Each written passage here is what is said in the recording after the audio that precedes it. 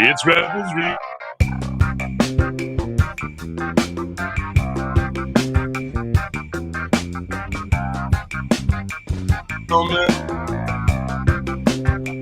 Rewatching Rebels Tuesday. Good morning, good evening, good afternoon, and good night. Welcome to the show today. It's Rebels. We watched the first 2 episodes of Rebels. We're going to talk about it. Yeah.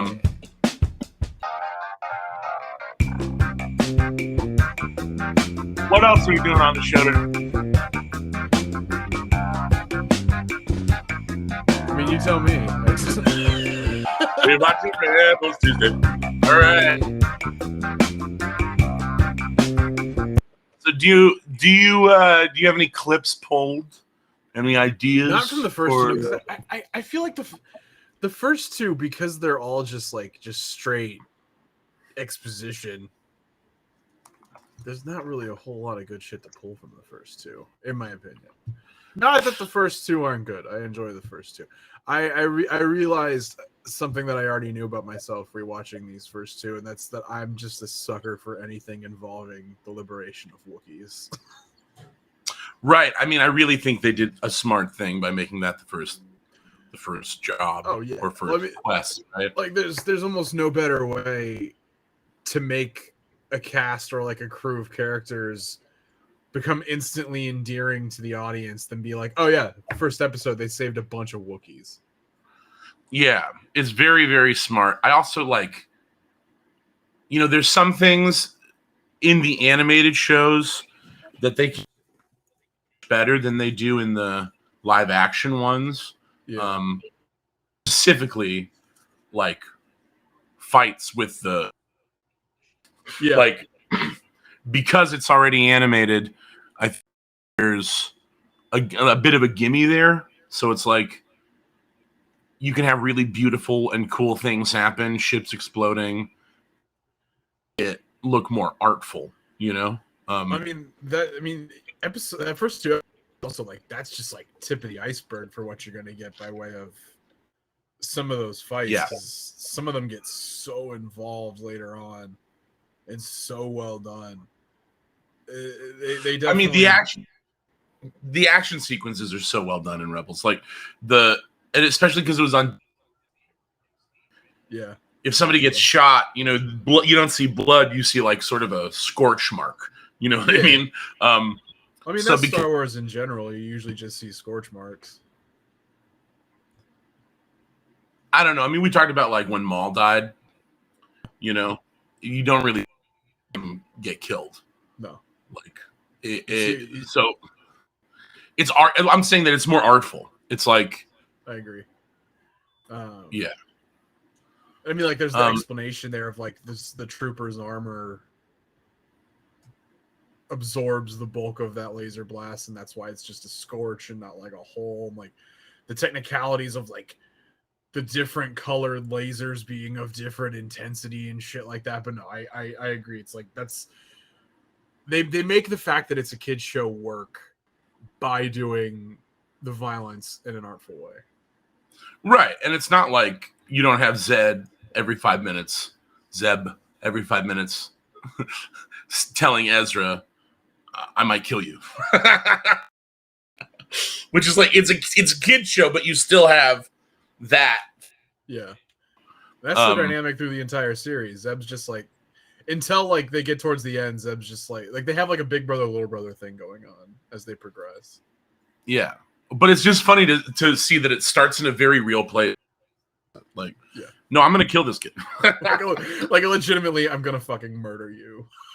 And then Ezra's always like, you smell like shit. And then Zeb's face sort of gets like, you smell like shit. Fuck you. He gets so mad. He feels bad. He's like, fuck you. Very funny. Yeah. So a couple things that I circled. we watched the first 2, and I think we're going to keep watching like bulks because there's 75 of them, and we want to watch them all before Ahsoka. So I think we're going to watch, more, not just like 1 or 2 episodes. So some things that stuck out to me. Sorry, I'm sick. You can tell. When the Ghost Crew first picks him up, yes, you see him pass all the tests of like out driving, out maneuvering the older members of the team. Is that, my question to you, is that just like a parallel to Anakin and Luke? Like, move within the world because of their Force abilities, even though they might not be fully aware of it? That's because exactly what how is he not aware of it if he can jump 30 feet in the air with this crate? Like, he must be aware that he has some sort of superpower, like, but he doesn't really ever talk about it, Or even then, like when he backflips over Callus, right? It jumps like a mile and a half. I mean, exactly the same thing as Luke and Anakin, where it's like he's aware of it, but he's not aware of what it is. I mean, to put it to a finer point, or to a less fine point, I guess you could say, it's kind of the same as Rey too, where it's like he's aware of it, but he doesn't really know what it is. And it's like when Kanan discovers him, Kanan was supposed to meet, because that's Kanan's a Jedi. Like, he recognizes it almost right away, and then it's that's why he does like the test with the lightsaber and the holocron. Just like, all right, let me see if I'm right, and let me see if this kid can open the holocron. But he stole the holocron. You mean letting him take it? Let him steal the holocron. Yeah. So when he gets it back, and Hera's like, he opened it. Yeah, he passed the test. Okay, yeah, no, I get that.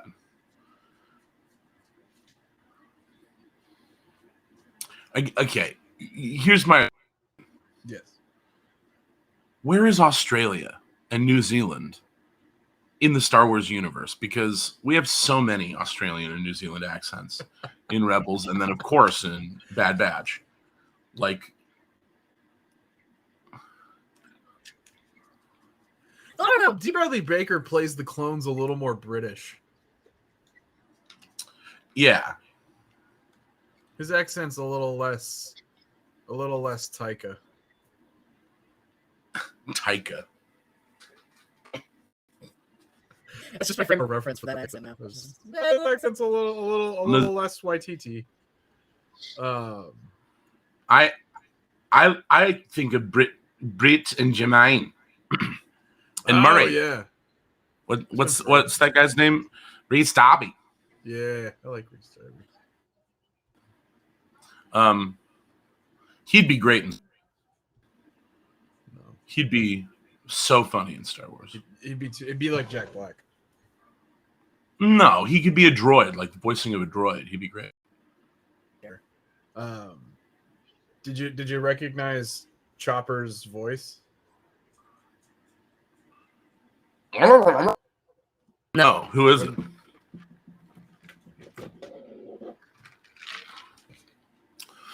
Oh, you've got it there.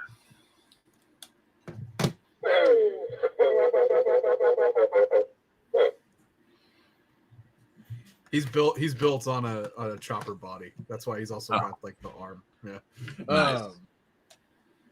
It wasn't my intention to build him as Chopper, but then when I got there and they were like, "Or you could build Chopper," I was like, "I want Chopper's body, but that's it."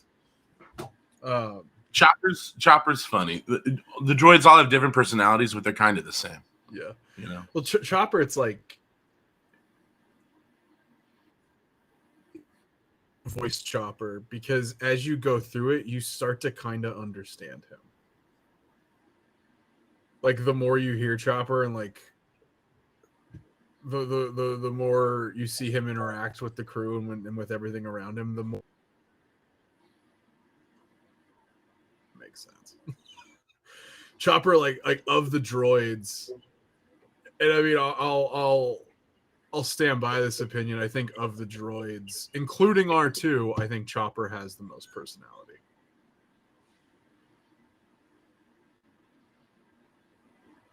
And I will stand of all the droids. Yeah. All right, well, we'll see. I can't tell you. No, I haven't finished it. I did like Chopper. Chopper's the most of like the non-speaking droids. You mean like BB-8 like of the astromechs? Yeah, not like K2, who is I think. Oh the yeah, best. no, definitely not more than K2. But yeah, but I mean the other thing is C3PO, his cameo. Yeah, the droids.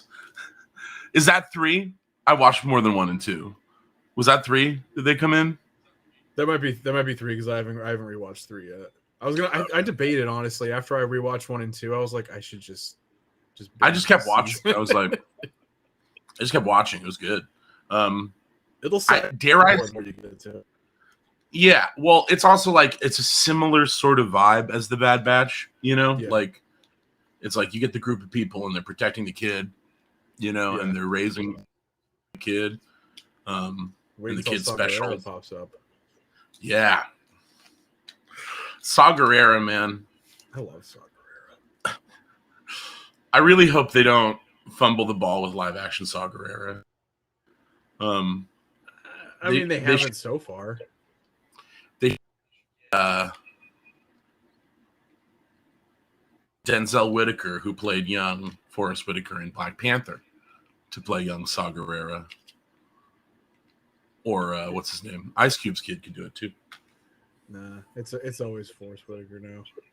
They're gonna de-age Forrest Whitaker. To get a young Saw Gerrera, you'd have to go back to Clone Wars. Because you get Saw Gerrera in Andor, and then you get Saw Gerrera in Rogue One, and he's like he's through all of the animated shit. Like he first appeared in Clone Wars and and he's in the video game. Yeah, he's in a lot of shit. And it's like I think that is very firmly Forrest Whitaker's part. Who created Saw Gerrera? Is it Filoni? I think that was Filoni. Yeah, Saw Gerrera. Shit. But he's one of my favorite characters regardless, because like he's honestly, it's like in a galaxy of people where like the rebellion is built on like idealism. He's like, no, we should fucking bomb them.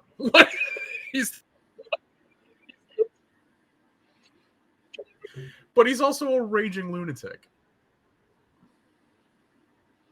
And everybody knows him. Yeah, because everybody's sick of him. Everybody's like, fucking Saw Gerrera.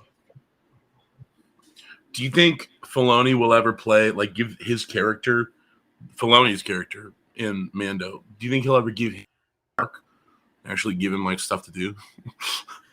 Like the dude in the cowboy hat? The dude in the cowboy hat in the cantina? I kind of hope so. I want to see a 3-episode arc explaining where he got his hat. Santa Fe.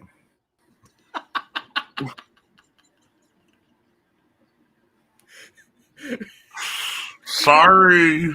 Was that your debuted my Dave Filoni? Your Filoni impression? Just with a light lip. Santa Fe. I don't remember exactly how he talked, so I just did Winthrop. I mean, you're not far off. Yeah. He's more attractive than Jay Leno, but it's adjacent to a Leno. Well, yeah. Yeah, the first 2 episodes serve really well to establish a lot in an hour. Not even like 44 minutes, because there's only 21-minute episodes. It's tight. It's a great show. Yeah. I want to have like a. Oh, go ahead. Go ahead. This is what excited me about it when you pitched this idea to me about rewatching it and streaming. Was like, I've seen it all before. I'm excited to see you see it all, because there's so much lore shit that like we've talked about that happens in Rebels that you haven't seen. Right. It's all really important. Yeah. I mean, honestly, it's really like important. It's like Filoni straight up said, like, you don't have to have seen Rebels, but it'll help. Yeah. Yeah, it'd help. That's gonna help a lot. Because I also think when Dave Filoni says shit like, well, you don't have to have seen it, what he's really saying is you should probably see it. I also think it's. Oh man, my voice. I also think can't do it on purpose. Santa Fe.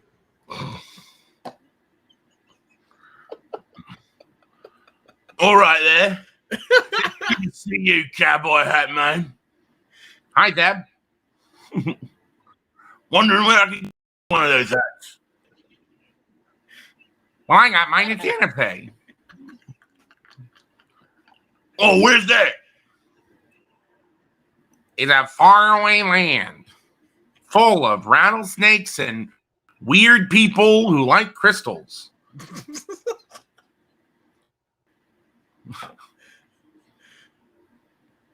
Is that going to be in Fandalorian? Can it be? I mean, the more I watch Rebels, the more I'm like, we really ought to, because we have Sabine. You know, we have a Sabine figure. I think you know. I just want to figure out like what.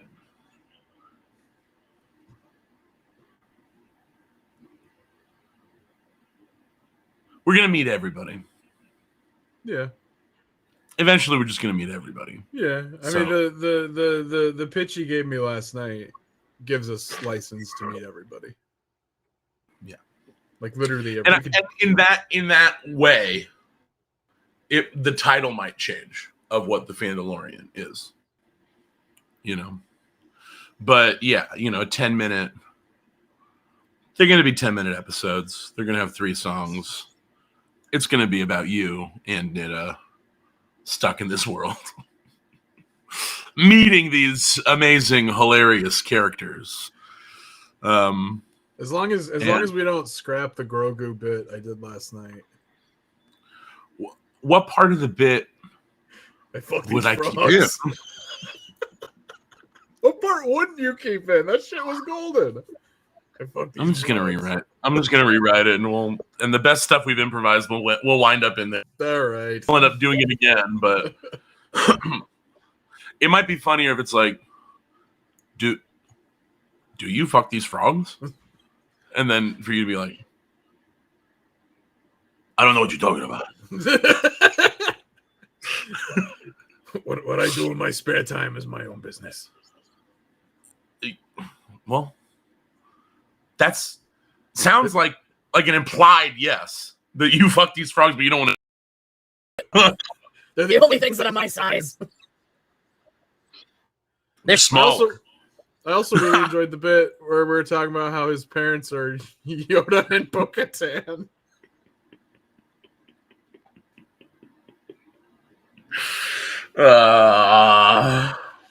Just because I love that mental image. The Rebels rewatch. Yeah. Did you say you watched the third one? I did. I mean, if you remind me what happens in the third one, I'll probably remember it.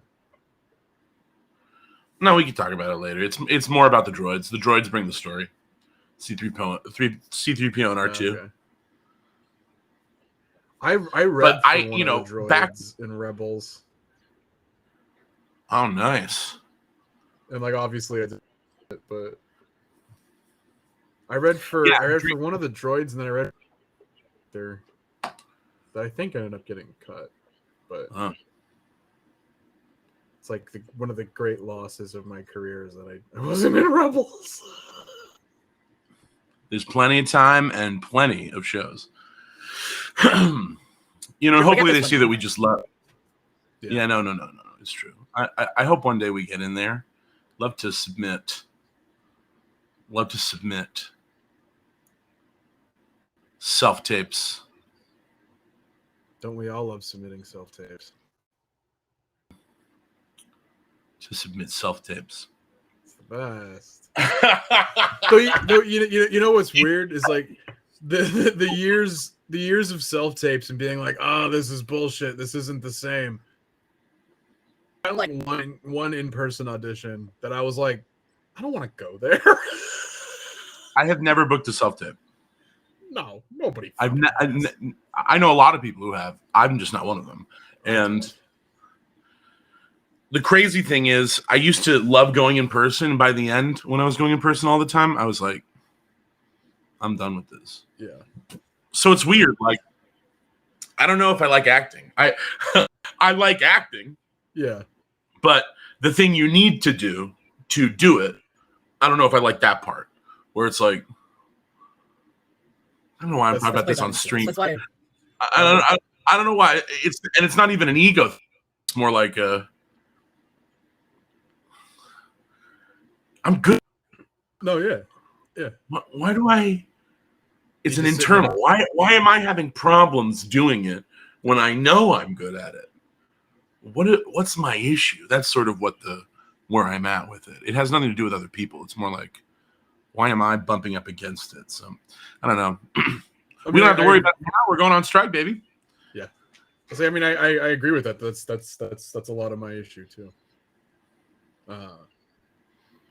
Yeah, I mean, it's like years of self tapes, and then the one in person comes along, and I'm like, I don't want to go to an in person. It's so weird. It's like, wait a second. Do I like doing this? Yeah. That's all I do. I drive 45 minutes and then sit in the room for 45 minutes to read for 2 minutes and then drive another 45 minutes. I'm like, An audition in Santa Monica. yeah. Kill me. Kill me. Give me a flat tire so I don't have to go. especially because you know what, and I'm gonna make strike now, even though it's not always about the strike, but I'm gonna make it more about the strike now. These contracts are for $250 a day. Yeah, nonsense. Right. You're supposed to get half pay for an audition that you didn't book. Legally speaking, you're supposed to. They never do, but you're supposed to. It's the point of signing out. Right. So I just have a different mentality. I 100% asked for the money. You got to be, you know what I mean? Oh yeah, because if you're the guy that asked for the money, you're 100% not going to book it. And you're never gonna get brought back into the office because it's $150 just to see you. That's a casting director that you're never going to see again. Right. So there's just a whole thing to it where it's like, I really hope this strike helps. So we're incentivized again, but I don't know. I think the biggest thing that's incentivizing people is the competition within the industry. It has nothing to do with what's actually being paid to people. You know, the empire, the AMPTP. Empire. Make your own content and write books, kids. That's the lesson we're teaching you here. I find your lack of faith in free auditions to be disturbing. You never says that. What did you say? I find your lack of residuals disturbing. Use your anger. Outside of Disney Studios for 2 months, holding picket signs with cute puns on them. Then they won't cast me anyway. Bring me the head of Adam Conover.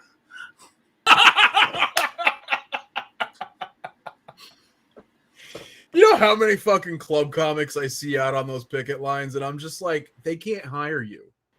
Why are you there? They're like, solidarity. And I'm like, you're nowhere near being members, and they cannot book you on shit. Why are you there? And writers need to win.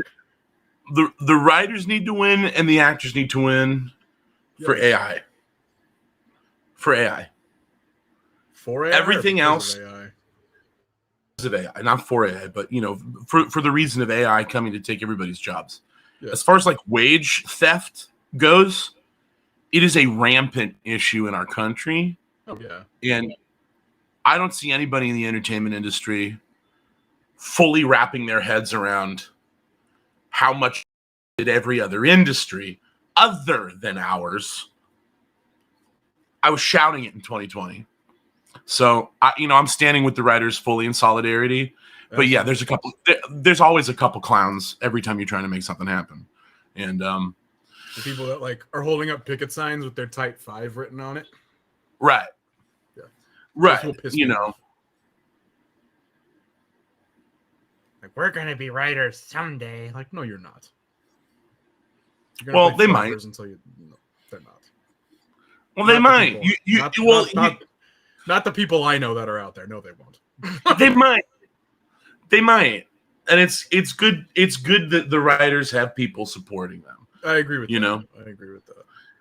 Yeah, even if some are annoying to us personally. Anyway, Rebels is cool. They might.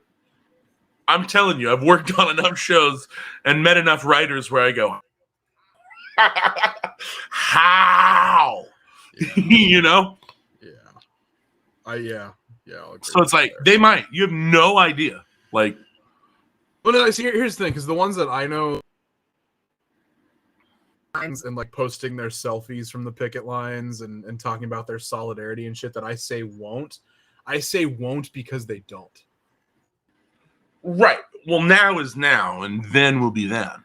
So like, they're the ones that are like, I wrote a pilot and nobody bought it, so I stopped writing, but I'm with the writers. Like, well, I don't want to be the devil's advocate here, but they need support. The writers need our support. I agree with that. And there will be no industry the way that's been if they lose, you know. And by the way, our union's about to strike. Who's gonna save us all? Conover. I mean, he only promised to ruin everything. He did not promise to fix. Did not promise to come up with a solution. He only promised to shatter the glass so that any people who are actually feeling any joy in this world, they were no longer allowed to be unaware and have joy. That's what he wants. That is kind of his whole thing. Is right. He's like the funnier version of Neil deGrasse Tyson. Because Neil deGrasse Tyson just can't let a thing exist and let people have fun with it. He has to come along and be like, actually. Like, he's the dude that, like, when Force Awakens came out, posted, like, improbable. Like, let the thing exist. Conover's just kind of a funny version of that. I think you could smoke a joint with Neil deGrasse Tyson or have a drink with him and not want to blow your fucking brains out. That's true. But I do not think that's true about Adam Conover. I think there's people who move away from him on public transportation because they don't want to engage with him because all he wants to do is shine a light on all the bad shit in life. And it's like, it's important. It's important. But who the fuck wants to be around that person 24/7? I don't want to be him. He is no fun at parties. I can confirm that.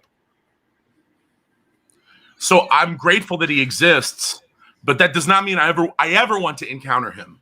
No, like, you don't. It's like when somebody gets triggered by other people's joy, it's like,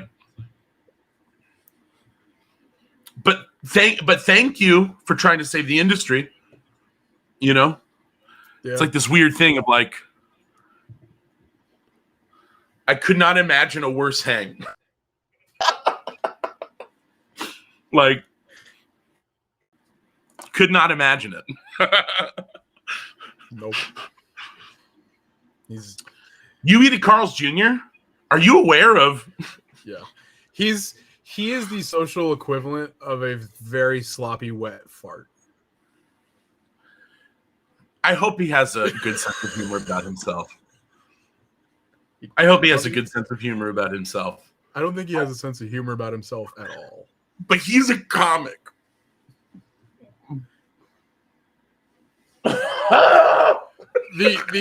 The vast majority of comics that I knew had zero sense of humor about themselves.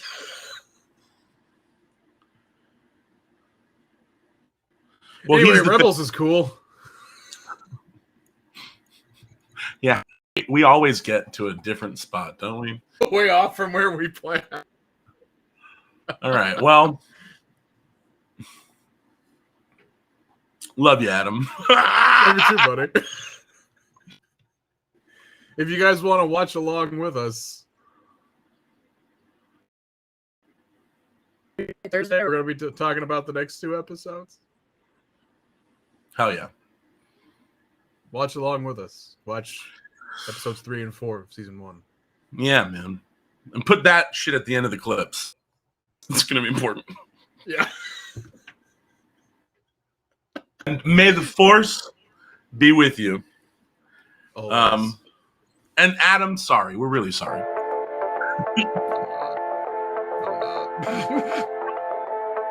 I am.